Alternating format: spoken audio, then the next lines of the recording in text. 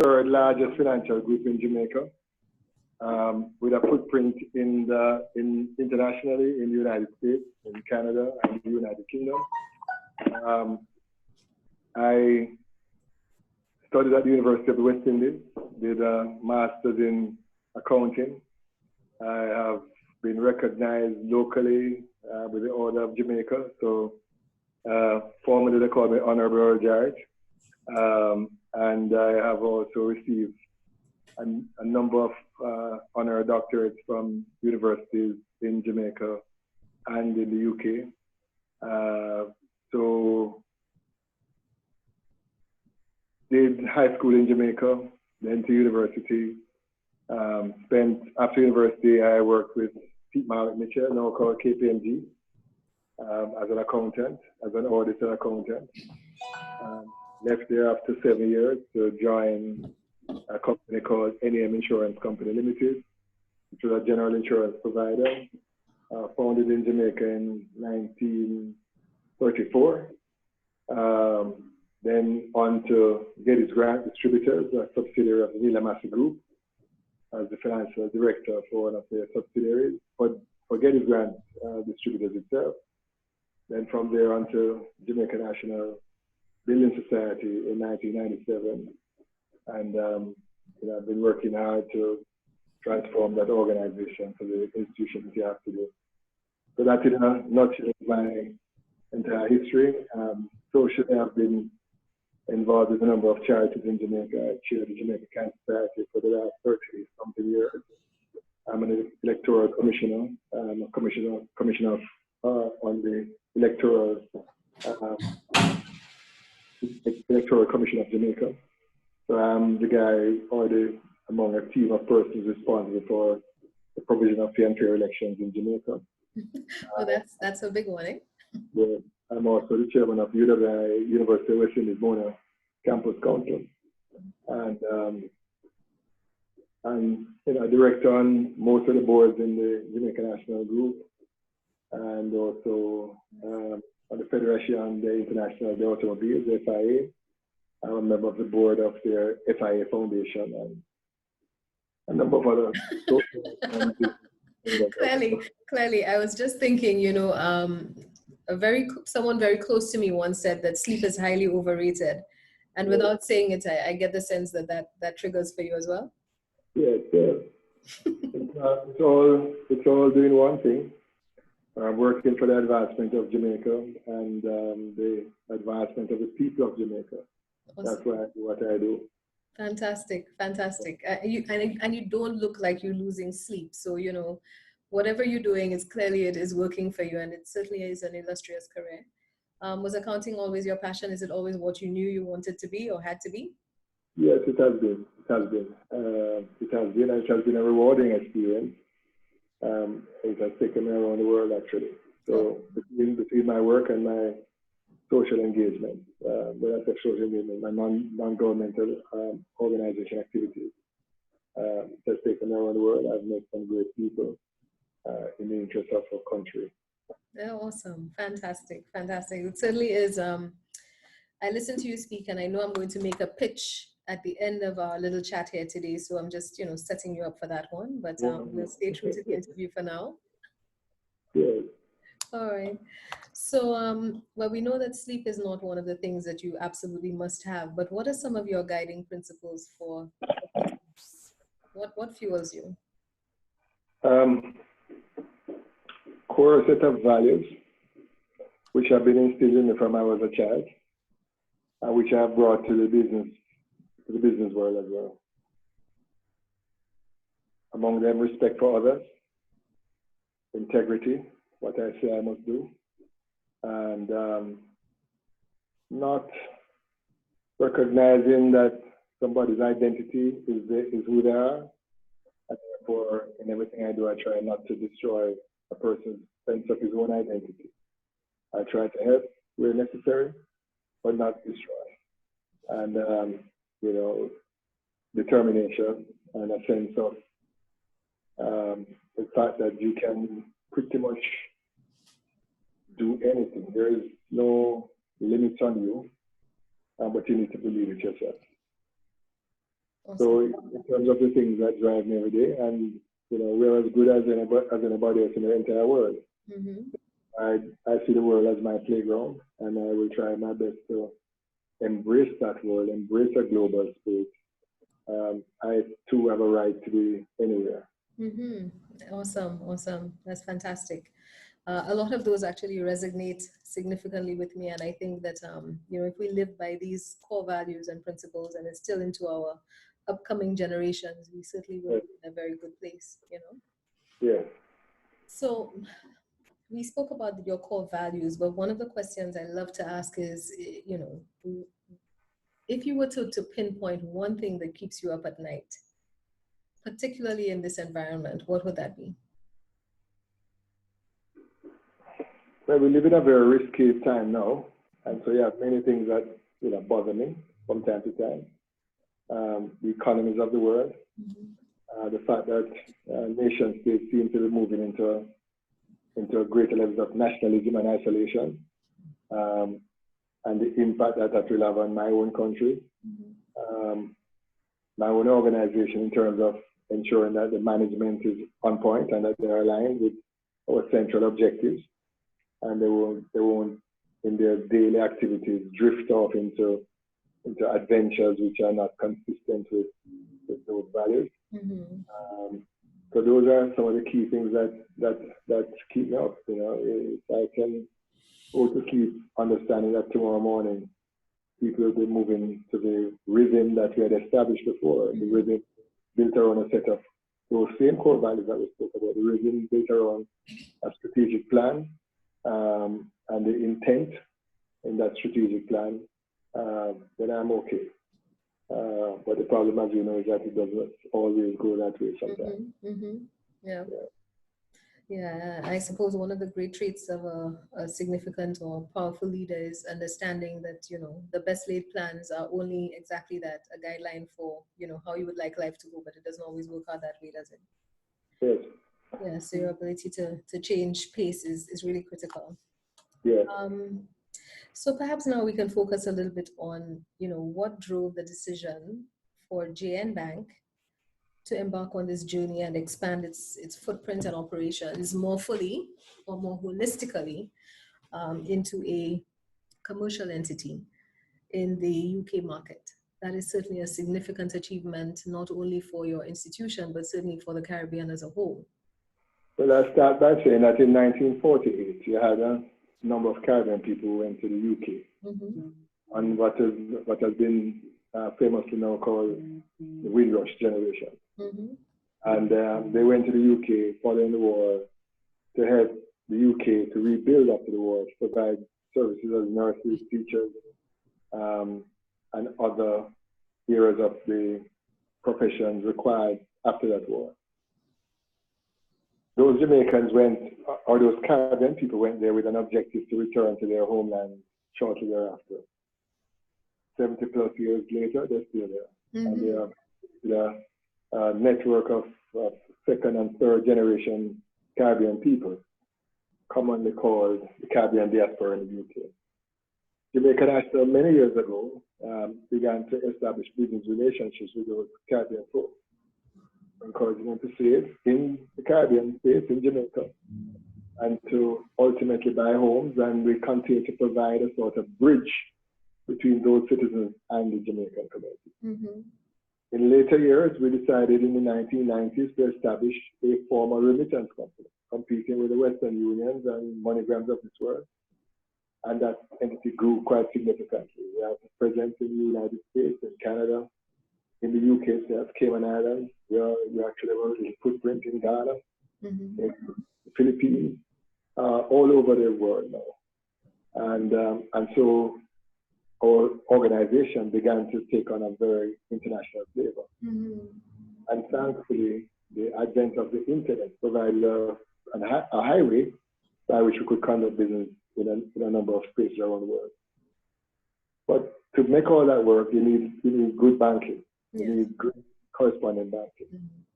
In 2016, after 30 years, one of our main banks in the UK decided that they're no longer going to bank a Caribbean entity and to bank Jamaica National.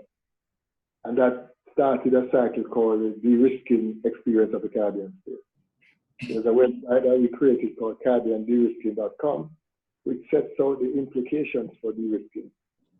In that not only did it de-risk these banks and building societies, but even individuals who returned and came to the Caribbean, found that their bank accounts were closed or threatened with closure once they had an address which was an address with domicility suggesting that were in the Caribbean space. Banks simply closed their accounts. Of course, all this came out of international pressures. The banks, the major correspondent banks, responding to pressures from their own governments in North America and states, decided to de-risk. For us, it was a potentially fatal blow. I mean, visited over 100 banks in the UK and Isle of Man, which is a part of the UK actually, without success.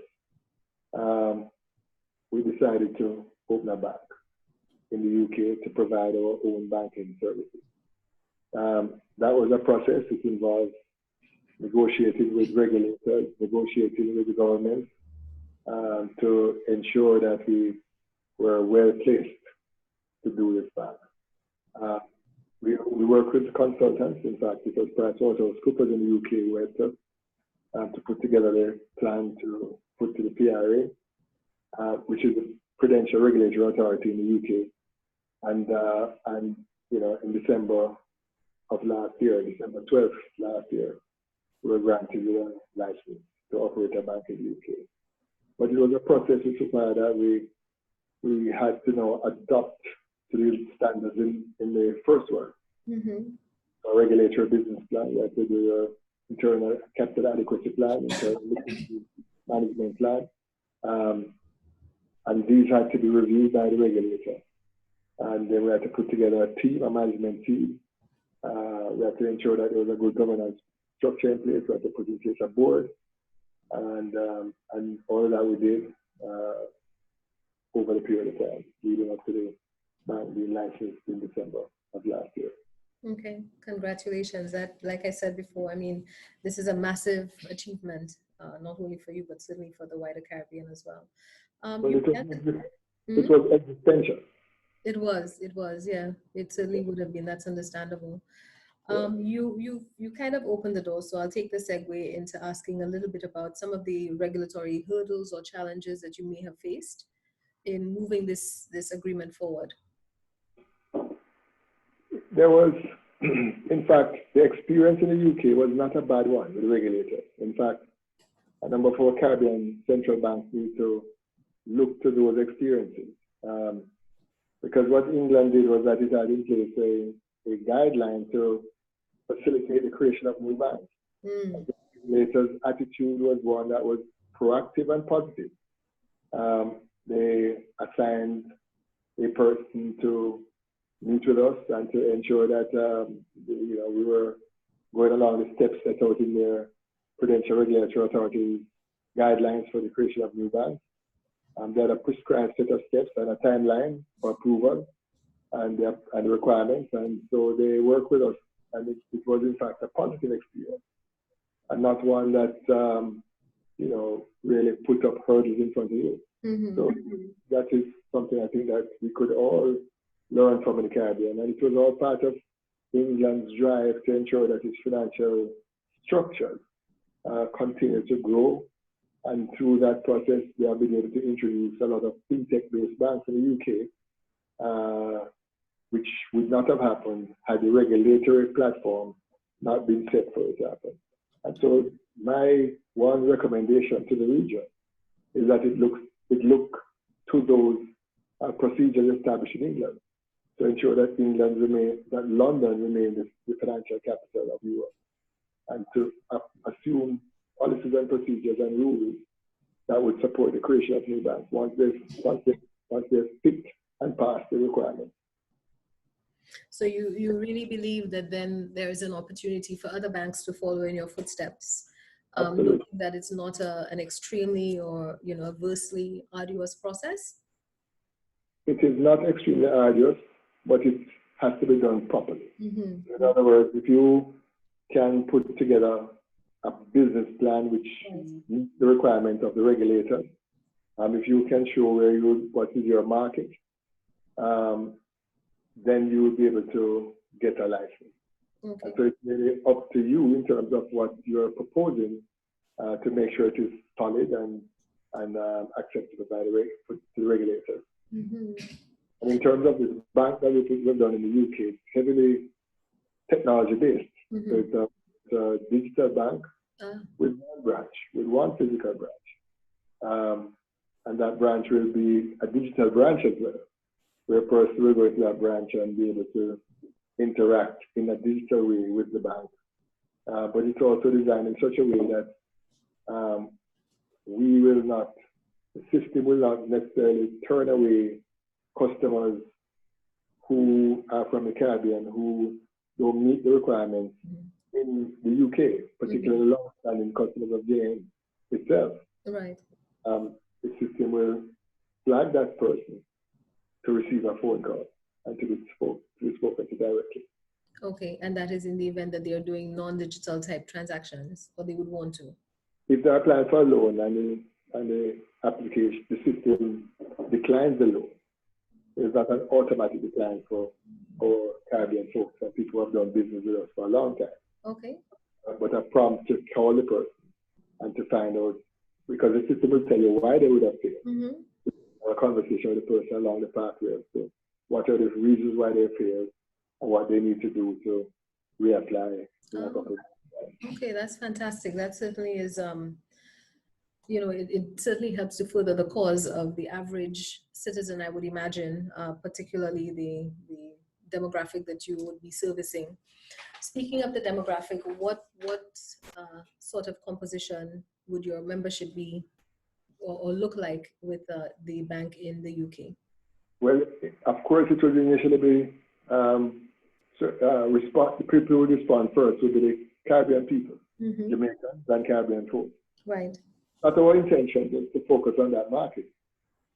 Our intention is to really have a bank in the UK servicing the UK community. Mm-hmm. So I expect over time for the clientele to be fairly diverse, covering English folks, Caribbean folks, Africans, people from the Pacific. But the core set of persons that will come to the door initially, I expect and anticipate to be Caribbean people. Excellent. So it's not a Caribbean bank. We don't have enough of a population to such a structure in the UK. So it's going to be a real bank delivering the things that have been missing in the banking service in England: customer service, interaction, and support. We're bringing it back to basics. Back to basics, back to core. Excellent, excellent. How do you identify and target your potential clients in the UK? Is there any measure of artificial intelligence built into your current systems, or are there any plans to develop further? Yes, there is. And so it's on two levels. The technology, based on what we know and our work with credit bureaus and data sets, is that we'll be able to target directly those communities where we know our people are located, on the one hand. On the other hand as well, and of course we qualify them for loans on the basis of their credit scores, and KYC will be done very quickly through technology, which will identify where you live, where you get your utility from. So in fact, it takes 5 minutes to open a bank account, or 2 minutes to open a bank account, and 10 minutes to get a loan in the UK. And that's because we're leveraging the data sets that are there.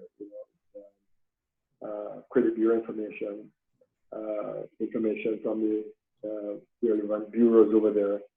So we don't have to bring in a lot of paperwork. And what we do through this bank is take a lot of friction out of the process, in that we're going to get information digitally to prove who you are, prove what your earnings are.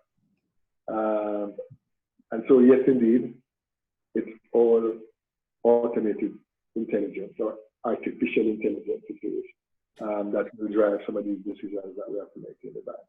Fantastic. But, as I said, we have put in place the ability to have a bypass where necessary for persons to deal directly with a person. And so we have a very supportive call center standing beside the bank to provide that support to the company. Okay. It sounds really exciting. I mean, I'm taking this in as a banker myself. It certainly is very, very exciting, and I'm sure with it comes a number of opportunities that your team Jamaica would be very, very interested in. Do you have the option of moving your staff cross-border? Are there developmental opportunities that come as a result of this? You know, I'm sure that those employees who have been saying, you know, mobile with consideration are now all clamoring for opportunities. So is that something that you have been able to explore, and what is the outcome? Well, in fact, the build out of the bank has included teams from Jamaica, UK, and the UK working together. As you may know, Jamaica National Group owns a technology company called MC Systems, and they have been working with the providers in the UK to build out the application that will support all that I just described, you know, the artificial intelligence and the apps that will be on your mobile phones and so on, and the decision engines and so on. So we have a great team of persons from here and from the UK working on this, and in fact, even from Portugal, we have been working on the development of the application. And so for me, what I saw this as, it's a significant investment for us, but it's also, to me, like tuition to learn a lot as to what the future of banking is going to look like. So our intention is to take the knowledge gained and the intellectual property created in this process back into Jamaica at the end of the day to bring the Jamaican banking approach in Jamaica up to standard to that of the UK. So it's going to be a tremendous knowledge transfer that will take place in the build out, and also once it's completed to bring back to Jamaica. In terms of people moving across border, we do have Jamaicans who have been employed in the new bank already, but not just Jamaicans. We have persons from St. Lucia and other Caribbean islands who are already in the bank in the UK. Awesome. This sounds so incredibly visionary. I must tell you, I'm truly excited as I listen to this. Can you tell me about your staff complement? What numbers are we looking at in the UK? Well, at this moment, there are 30 persons employed in the UK, in the bank in the UK, 32. 30? 30. And that does include the full-time equivalent of persons in the call center situated in Jamaica who are supporting the operations there, nor the technology people in Jamaica who support the operations and the build out there. So full-time persons, 30. Full-time equivalent could be another 10. Wow, that is fantastic. Truly awesome. So I do have just a couple more questions for you, and then I will allow you to continue with your day's activities with thanks. What would you say has been the most, I mean, everything you've said to me has been extremely exciting, but that's me coming in on the back end. What has been truly the most exciting part of this journey for you? In relation to this bank in the UK, it's been a challenge and a great opportunity as well, and a good feeling. But just working with a cross-cultural team has been both a challenge and a great opportunity. Just to get people to even understand what we say when we say certain things, you know. Initially, there was a lot of misunderstanding as to when a word which is commonly used in the Caribbean is used in a UK setting. People misinterpreted what you're saying. And when they said something as well too, we took it with a different meaning. Yes. And sometimes it created anxiety. But just bringing together a team of persons the way we did, and to get them working together to create this great was good. The other thing which was quite good for me was the realization and the acknowledgement by the Caribbean team that they're as good as it gets. You know, in other words, they shouldn't put themselves down. As good as it gets in terms of knowledge. I guess for our people sometimes in the Caribbean, we don't have the confidence when we're dealing in that market, but give a person a couple of weeks and they recognize what their true worth is. And that's good to see. That was a pleasure for me to see that realization in the heads of our Caribbean people that they can compete and perform with others in the international marketplace. The other thing was on the other side, of course, was just, as I said, getting the teams to work together, getting the team to work as one, aligned fully to one goal, one mission, and to ensure that persons adopted a clear set of core values that we articulated: dependability, authenticity, respect.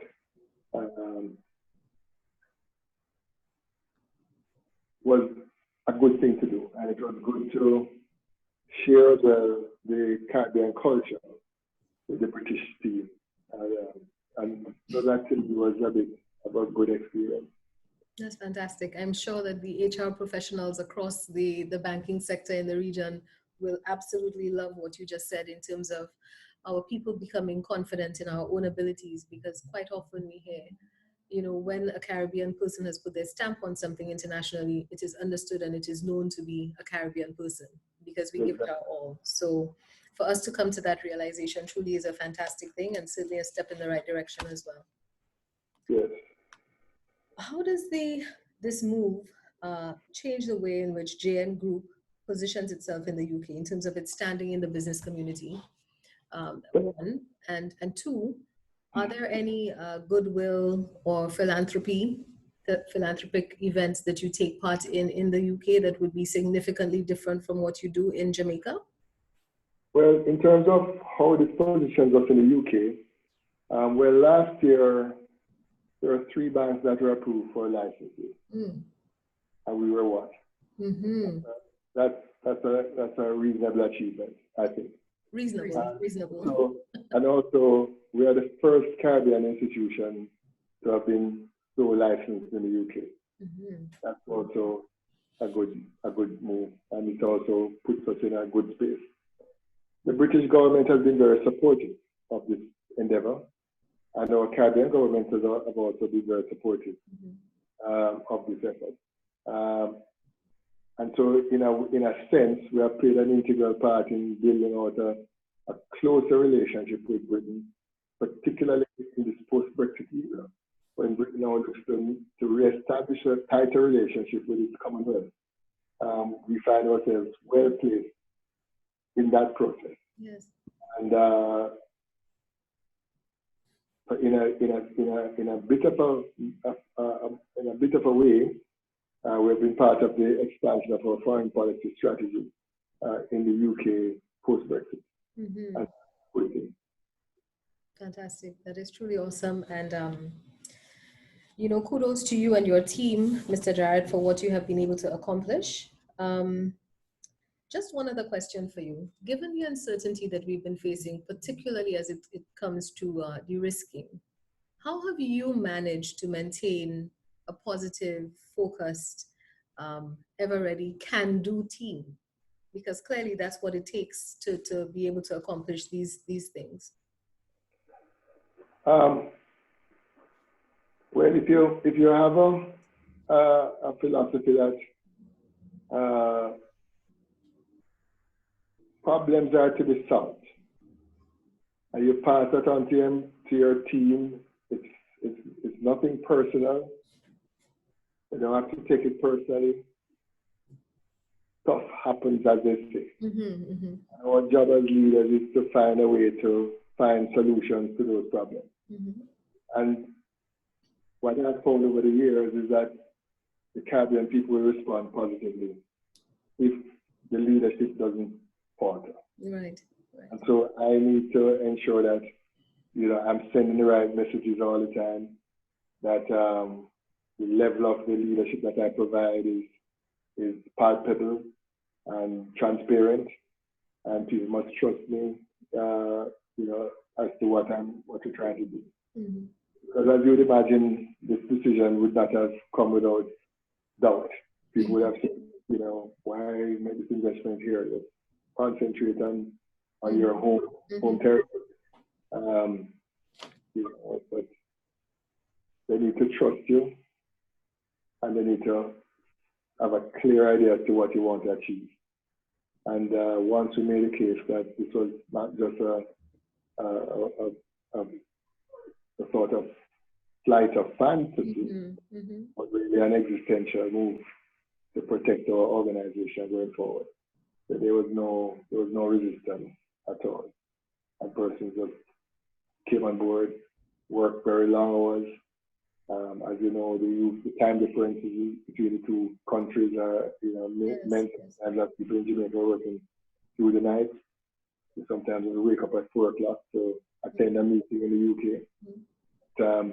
So far, I've had no complaints. People have left their families to go across there to work on the project. And I'm thankful to them for that. But again, it's all in the cause of growth for the region, growth for our country, and personal growth as well. And once we get those messages across, then people will be supportive of what we do. That sounds like the Pied Piper of banking. I mean, there's no book that would capture it better than you've just said. And this kind of takes us to the end of our formal interview. But I do want to say before I release you this afternoon that truly I believe no good deed goes unpunished. And because you have been so eloquent and so gracious in accepting our offer for an interview, I'm certainly hoping that my luck continues as I extend an invitation for you to join us and speak at our CAB CEO conference and forum, which is coming up in June of this year. I'll be happy to provide the details of that as well as what I would hope that you will speak on, because I think once we begin to put out this interview segment, we will have lots more questions and hopefully lots more engagement from the banking community. Not to put you on the spot in any way, shape, or form. No. I would hesitate to speak. Once I get the date certain and I'm not anywhere else in the world, I certainly come and speak to the CAB, which I've always found to be a great resource for our business in the Caribbean states. So I have a lot of time for CAB and would be happy to come once you send me the information and it can be slotted into my diary and answer it every day.